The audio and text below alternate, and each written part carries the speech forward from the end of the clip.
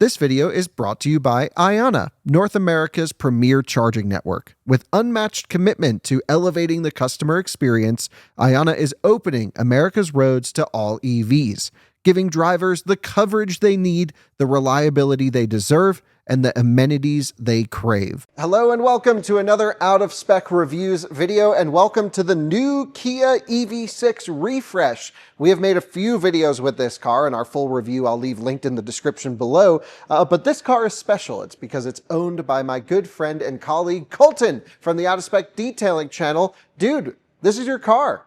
Sure is. And we're putting it on the channel because you filmed your delivery experience for the detailing channel. I'll leave all that stuff down, but I want to let the Out of Spec Reviews people know what's going on because you had an EV6 before. Now you got the new one. I want to hear all about how it's going for you and why you didn't buy a Tesla Model Y, which is kind of the default choice. So I've got a lot of questions to ask you in this video. Let's do it.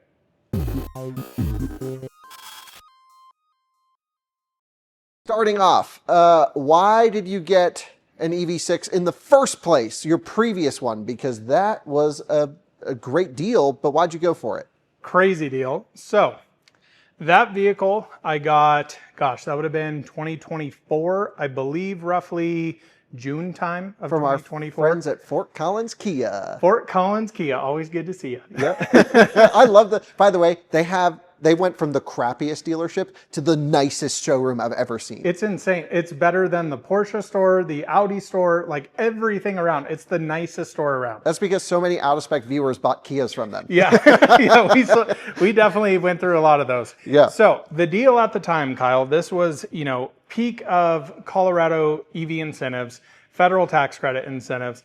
I got a Kia EV6 for $187 a month for a 2-year lease, with $1,500 out of pocket, taxes and fees included. That's insane. That's a cell phone right there. Yeah. So that's wild. So you really got yourself an all-wheel drive, long range, wind with tech pack. Without tech pack. Oh, without tech pack. And that was the old sort of EGMP.1. I don't know if anyone's come up with a terminology for the .2s, have they? No, this isn't Porsche. This is the Koreans. So EGMP1, let's just call it. Sure. That's the 77.4 kilowatt hour pack. 200 and what was the peak on that? 240? 240. Was it 240? Somewhere in there. Yeah, but it would hold big power all the way. Yes. And it had the old software version without phone as a key, and we'll get into that on this one too, because I know that's a problem. And that was an amazing car. But then Kia recently came out with this, and we had a blue one on test. Remember that? They sent us that? You had a GT line blue one. And that was a gorgeous car. It had a beautiful interior. The suspension felt different. They're actually built in America now versus South Korea. They have a NACS port. They have a higher peak charging rate, but they actually charge slower. Yes. And it's also a bigger battery pack. And they're also more temperature sensitive to charging. So the charging got, I would say, yeah, pros and cons on both. Right. But hopefully they fix some of the issues like ICCU failures that are very common on EGMP cars. Seemingly more Ioniq 5 than EV6 though. So yeah, seemingly. And interestingly enough, shout out to the Ioniq guy, which we're friends with. He's been on many out of spec races. He had a bunch of issues with his brand new Ioniq 5, which is underpinning this car. Yeah, so this battery pack, that's a good point. Let's talk about that really quick because our buddy Corbin bought a brand new Ioniq 5, same as this car with how big's the battery in this one? 84 kilowatt hours. So he had the new 84 kilowatt hour pack. The battery failed on that car. Yes. It started charging slower and slower, and then he brought it to the dealer and it needed a whole new battery pack. Then Hyundai loaned him a press car as a loaner. Yep. And the battery pack failed in that car the same way. Yep. And then he got the same Ioniq 9 that we had on the Eastern Edge and then got a flat tire. Corbin had a bad week. Sorry, dude. Oh, my goodness. But that's scary. So these cars feel so well engineered and so dialed until you hear about ICCU failures and now battery pack failures. Right. I heard there's a new ICCU part though that's been re-engineered. Supposedly. I mean, they've said that they've fixed a lot of this stuff and then people continually still have issues with it. Now, what I have done and my very small amount of research on it is one of the biggest things that fries the ICCU quicker is actually charging on AC at full power. So I charge this at 60% power, which I do in the screen. Supposedly that helps it. I'm not sure if that's actually true, but that's what I do on this car because they charge, fast enough to juice back up overnight anyway. Yeah, it's a temperature thing in those, right? Yes. If you're AC charging a lot, can overheat, and they should have all the protections in them. And every car has the fatal flaw, and these seemingly feel so robust, but then those will fail. Right. We've seen high mileage EGMP cars that have been DC charged a bunch with minimal degradation and no problems. So the theory on AC charging maybe makes some sense. So you went from the old EV6. Yep. And you had a 2-year lease on that car? Sure did. That was part of the insane Colorado lease deals that we helped promote on our channels. And so many of our viewers here in Colorado bought, or leased, I should say, electric Nissans and Kias and Volkswagens and Hyundais because the deals were crazy.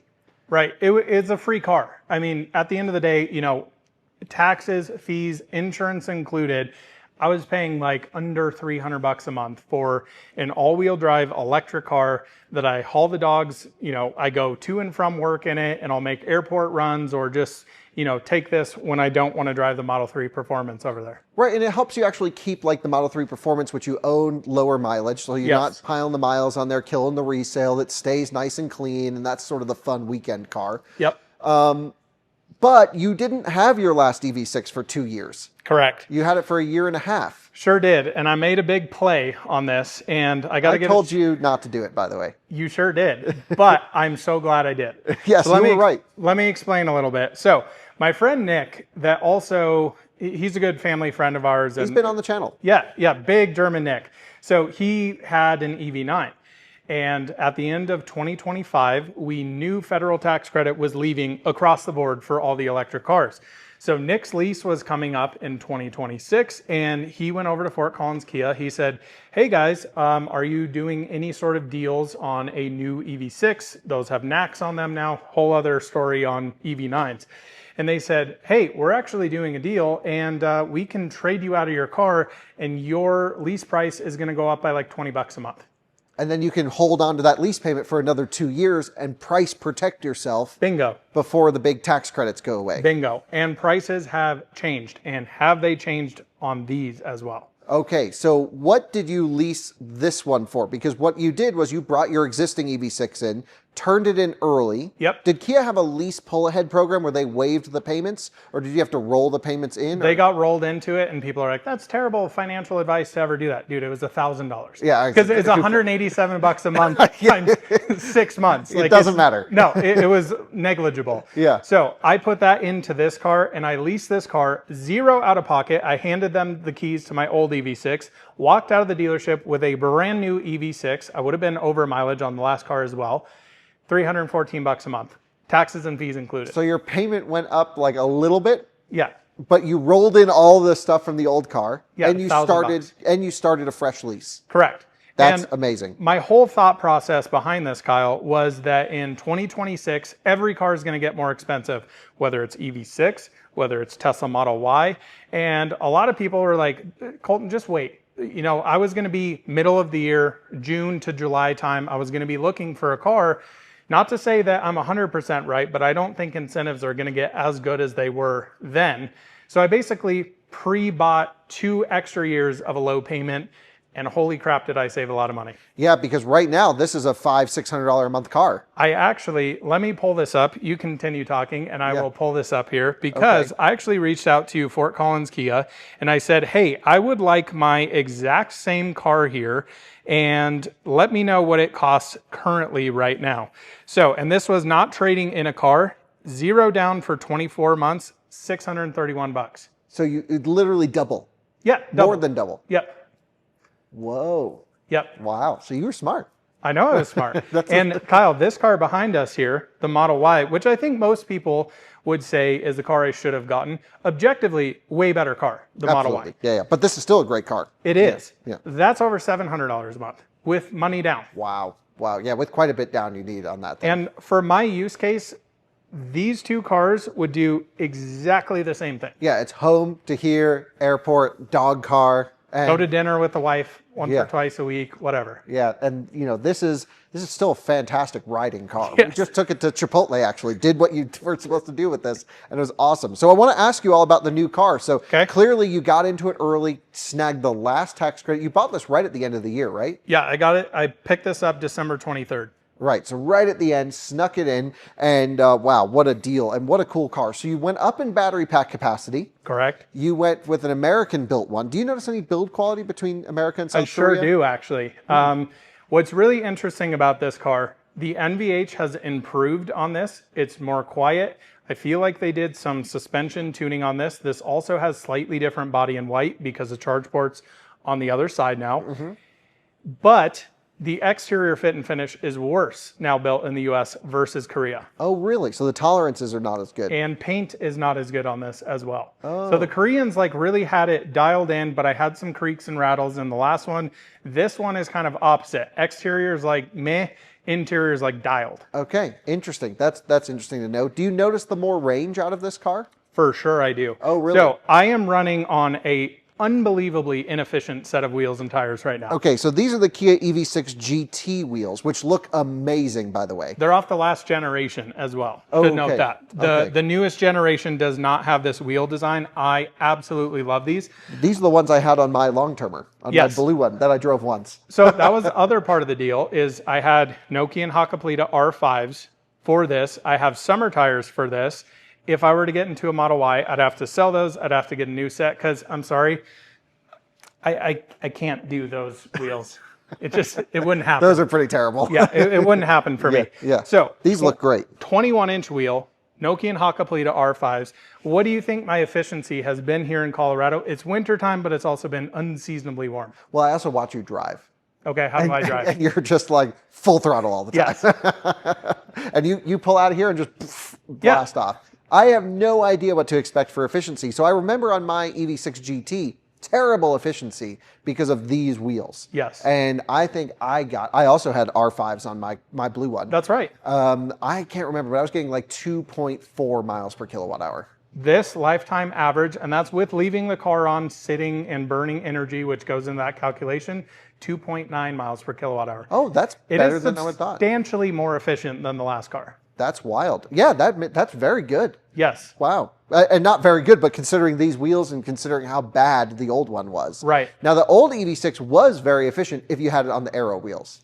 It was better, but this range has gone up quite a bit. You know, you get a rear drive one of these, it's well into the 300s now. Yeah. This thing was predicting 300 miles today. Yep, it sure was. I don't think you'll ever see that on this wheel and tire combo. The car doesn't actually know it's on this, but it will take, you know, efficiency and do that. But I've been really impressed by this, and I'm also curious to see in the summertime when it gets warmer, which obviously battery packs become more efficient once it gets warmer, but I'll also be on a summer tire. I think my range is going to go down. Oh, interesting. Because Nokian makes some unbelievably efficient snow tires. It could be interesting to see. I still think your range is going to go up, but we'll see. Agreed. We'll see. So the new car versus the old car. You mentioned quieter. I rode to Chipotle in this with you. Yep. I totally agree on the suspension. Really soaked up the bumps. And overall, it's still a nice car. It's got a huge back seat. I mean, the dogs are in here, but let's just show everyone really quick. We can say hello. The new interior color is awesome. Hey, Charlie. Charlie's doing his thing. So I got this little cover back here for the boys. This is Mr. Oliver here, but they have plenty of space back here. It's really weird, this car, you would think, actually has no space in it, but it is surprisingly impressive. The rear seat room, especially leg room wise. Headroom, I would say, if you're a little taller, especially torso up, not so great for the back seat. Yeah, I agree with that. And then the back of the car looks fairly unchanged. Is there any way to know, following the car, other than seeing that the charge port's here, which you can barely see, that it's the new one? The light bar is actually different on this. Oh, really? Yeah, it's instead of all these, you can kind of see them here, these little tick marks went all the way through. You now have this more uniform line, I guess you could say. Okay. It's really splitting hairs that it's different. The rear end, the whole rear bumper is actually completely different on this as well. Oh, wow. Okay. The front bumper is totally different also. The front has a different look. Yes. And then over here, you can see we actually have NACS in the correct location, Kyle. That's right. I can see that. That's proper. So you pull up to a supercharger, and this also has higher supercharging speeds compared to your last car. Yep, my last one was 70 kilowatts? 84 kilowatts. Wait, let me think about this. It was 97 kilowatts. Oh, okay. Because our EV9 is 84. That's right. This now charges at 125 kilowatts on a supercharger. And it doesn't charge that bad. And the big news of this is the new CCNC software. Yep. We can jump in there and talk about that if you'd like. Yeah, I'd like to show everyone that because Okay. I've been very hard on Kia Hyundai software, as have you. Rightfully so. Because it sucks. And this car should have gotten phone as a key, by the way, but yours is not the trim level that allows that, which is crazy to think about. Correct. It is, that was one disappointment I had with this. It also has a different tire pressure. You want Sure to tell does. everyone about that? So I just swapped these wheels directly over from my last EV6, and apparently these are different sorts of TPMS sensors. Oliver, can you get back? Hello. And yeah, so I'm gonna have to purchase another set when I switch over to summer tires. That'll happen. You know, Tesla did that a while ago when they switched to the BLE sensors. Right. That happens. Bluetooth sensors versus whatever. But kind of a bummer that, that light's on at least for Yeah, now, it's annoying. even though you have correct pressures. So this is the new CCNC software. Sure is. What trim gets phone as a key? GT line. That only the top spec. Yes, or EV6 GT. Why don't they just give you phone as a key? Because like Model Y standard comes with phone as Yeah, a key. it should. And I thought it did. That would have been a reason to spend an extra $5 a month for the GT. Oh, it was a lot more. Really, GT line was? GT line was like $170 a month more, I think. Oh my gosh, I'll just carry the key fob. Yeah, exactly. That's crazy. Yes. So this is a snappier software, but it's still laid out, I think, a little bit, oh my gosh. Voice memo. A little bit more poorly than it should be. Now, I'm used to those cars with the big square screen. A lot of people, I think, just don't like them because they haven't used cars that have good interfaces. But like, for example, we just made a video with Polestar 4 and this car. And Polestar 4 is a great software compared to this. And it's in a very similar, I mean, it's a little bit more expensive, but not too far more expensive. Right. Big news is this now has EV route planning, right? I mean, it did on the last one. It just never worked properly for me. It was just abysmal to use. This is actually reasonably snappy. Now we're inside right now, so it'll take a little longer. This is by nowhere means, my Model 3 performance that is like, boom, immediately. I also love how it pops up like a warning. Available charging stations are automatically updated while driving. Well, yes, of course it should be updated while driving. Thank you. Okay, then it takes us to a Tesla supercharger, to another Tesla supercharger, to another Tesla supercharger, to another Tesla supercharger. And the funniest thing, Kyle, you can tell those are V4 posts on there. Well, yes, so they're 325 kilowatt version 3.5 chargers. This is the new one in Green River. Yes. Okay, I know it's not a high voltage charger. It has to use that 125 kilowatt booster. Yes. And it says 10 to 80 in 20 minutes, which this car can't even do no matter what, because isn't it 21 minutes? I believe it's 21. So what? And it will not pull full power. No, this would be more like a 30-minute or maybe 40-minute charge. Could be, yeah. So the route planner doesn't know how to factor in Tesla charging. There could be some settings in here, and to be fair, I hate this route planner because it's annoying to add remove stops. I use ABRP in here, which is actually incredible. Yeah, but see, it doesn't let me go over here to include charge stations settings. Yep. I don't know. Anyway, let's show everyone that. Is your phone connected right now? Maybe we'll do a whole video on the EV route planner. We could. With, what's it called again? A Better Route Planner, owned by Rivian. Yes. I mean, we can quickly show it. It should be connected here.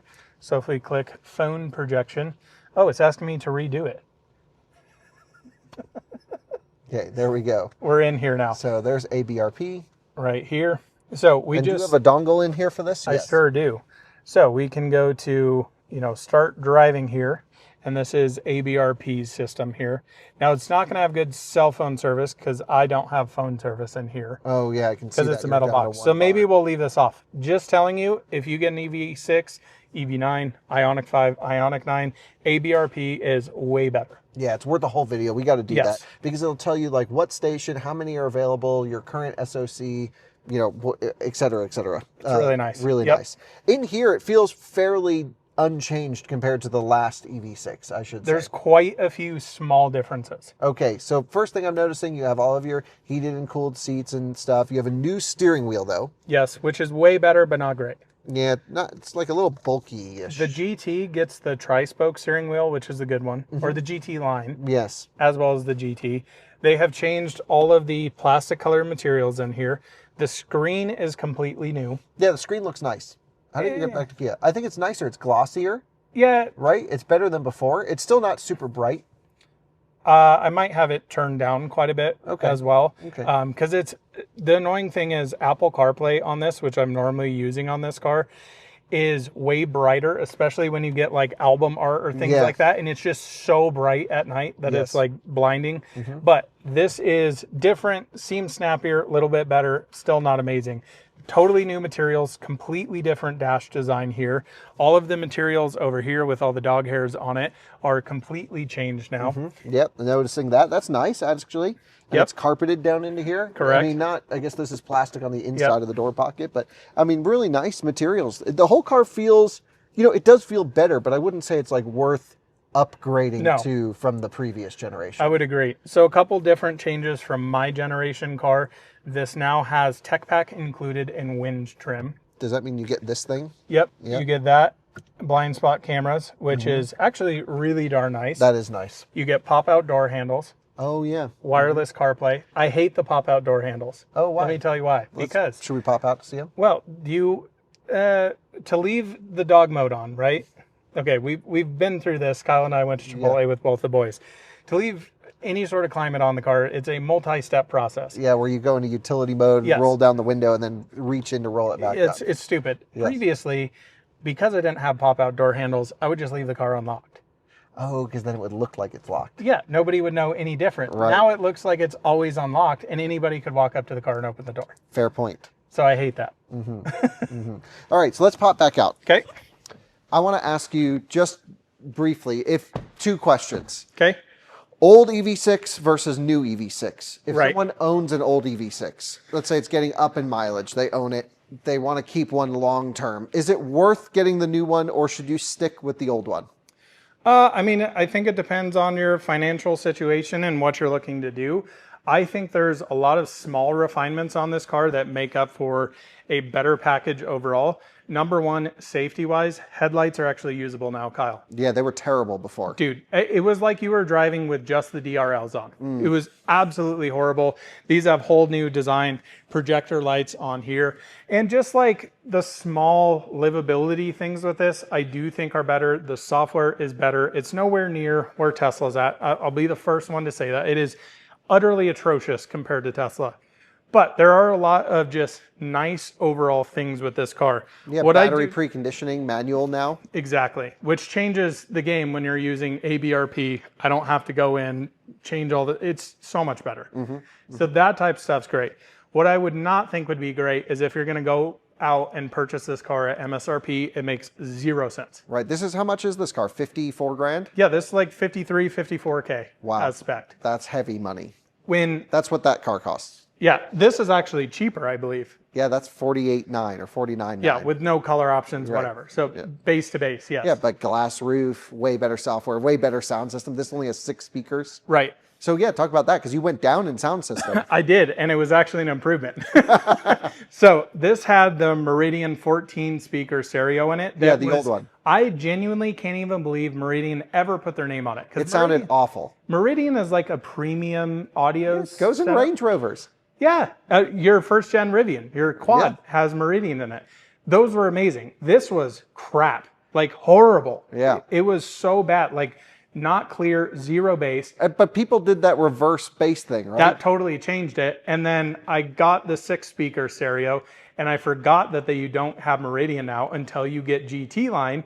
They save a lot for GT line in this generation. Okay. I was like, crap, I made a huge mistake because I already bought the car, like whatever. Oh, yeah. So I got in it, turned on the stereo, you know, and I'm like, wow, this is actually fine. It's actually just as good, if not better. So maybe this is the old Meridian system. There's no way it is, but I listened to it today too. I was just like for general listening. Yeah. Which is what this is meant to be. This is just a general driver for you. Yes. I mean, when you start pushing it, you're like cranking up the volume, it falls apart very quickly. Like Tesla has done just an unbelievable job in both of these cars with their audio system and all their cars across their line. Yes. Yeah. They don't really make a bad audio system. Yep.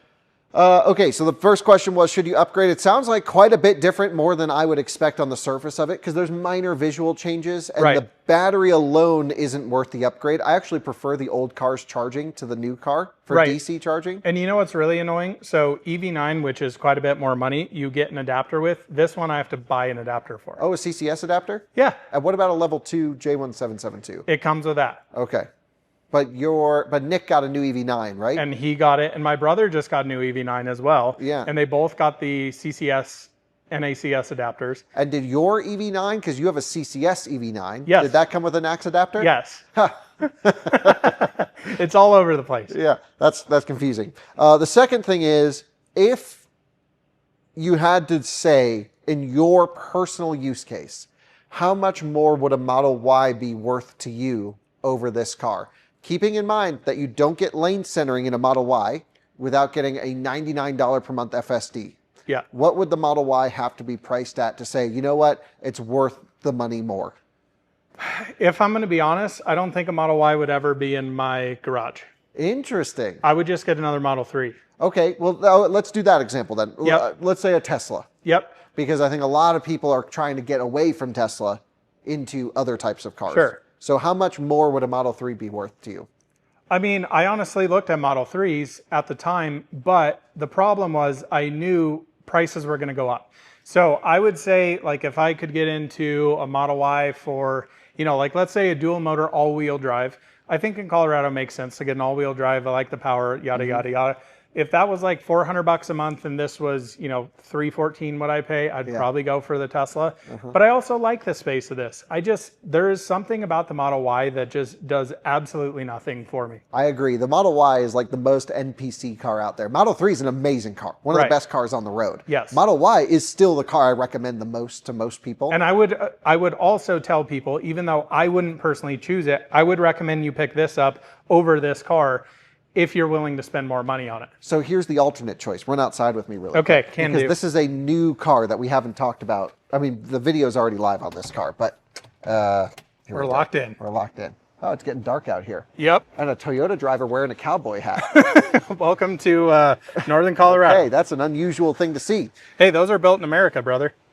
Polestar 4. Yes. What about that? Yeah, nice cars. If this is $599 a month, which is quite a bit more money than the EV6. Yeah, but and let's that's say only for rear drive too. Oh, that's annoying. Yes. Okay, so this is out of the price range. Yes. I think right now though, you know, Model Y being roughly $150, $200 more a month on a lease, I'd probably recommend you get a Model Y. But the new EV6 is cool, dude. I mean, so like, congratulations on this car. I kind of was in the camp of like, don't do it. Prices will be cheap again next year. And I think I was wrong. I think you nailed the market right. You talked to my dad. He's always Mr. Make a Deal happen. Yes. And you got yourself one hell of a car for $300 a month, nothing down. And you got out of your last one 6 months early without paying over mileage. Yes. And that's the one thing I think a lot of people forget about when you look at lease prices.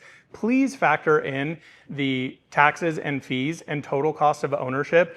You take this, I did a calculation, you know, this car versus a new Model Y, it was almost triple the amount of money of, I'm paying like roughly $10,000, I think, over 2 years. A Model Y would have been like $24,000, $25,000, $26,000, not including FSD to lease. Wow. And I was like, that's why I'm getting this. Makes total sense, and it's a great car. Drives wonderfully. Has good lane centering. Yes. And it's perfect for the dogs. I think the big thing people need to know getting into this is not a tech leading car. If you are somebody who really likes a good software system, please look elsewhere, because this is not a great software system. Or just use CarPlay. Which is what I do, and my wife does, and it works fine. Yeah, exactly. So at the end of the day, I think you know, you're glad you made the upgrade. 100%. And I think a lot of our viewers are in that eGMP world as well. And I think they did a nice bit of upgrades to the EV6.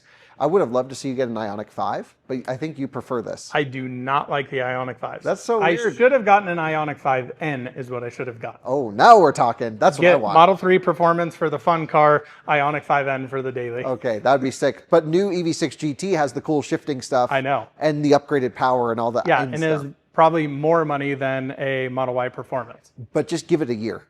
They'll be worth nothing. True. That's a good point. So anyway, thanks so much for watching. Colton, I'm so happy about your upgrade. I'll leave your delivery video or whatever else you filmed in the description below. And congratulations on the new car, dude. Sorry it took so long to get it on this channel, but I'm glad we finally did. Heck yeah. All right, see y'all in another one again soon. Bye-bye.